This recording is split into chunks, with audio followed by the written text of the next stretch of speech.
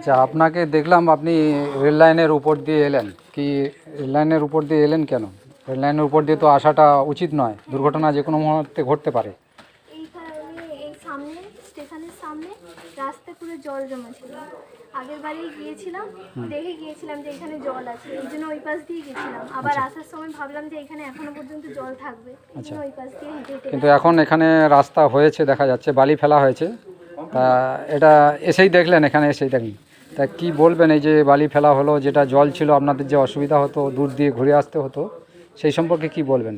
এখন সেটা হবে না আপাতত, কিন্তু জানি না এই রাস্তাটা কতদিন থাকবে। আচ্ছা, এবার ভালো রাস্তা হলে আরো ভালো হতো। মানে স্থায়ী রাস্তা চাইছেন। হ্যাঁ, ওইটা।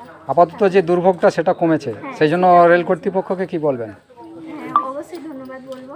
ধন্যবাদ জানাবেন। হ্যাঁ, আর চাইছেন, বলছেন যে স্থায়ী রাস্তাটা, যে অস্থায়ী একটা দুর্ভোগের মেটানো হলো, স্থায়ীভাবে যাতে হয়, হ্যাঁ, একদম। সেটাই বলছেন যে স্থায়ী একটা হোক।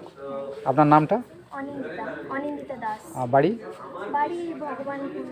কি করেন কি? আমি পিজি করছি এখন। স্টুডেন্ট? হ্যাঁ, হ্যাঁ, student। ভগবানপুর থেকে এসছেন? হ্যাঁ, ভগবানপুর থেকে আপনি এই স্টেশনে এলেন, এই স্টেশন থেকে আপনার সুবিধা হয়? হ্যাঁ, হ্যাঁ। আচ্ছা আচ্ছা, এই স্টেশন কাছে হয়। কাছে। ভগবানপুর থেকে এসছেন, এখান থেকে কত দূর?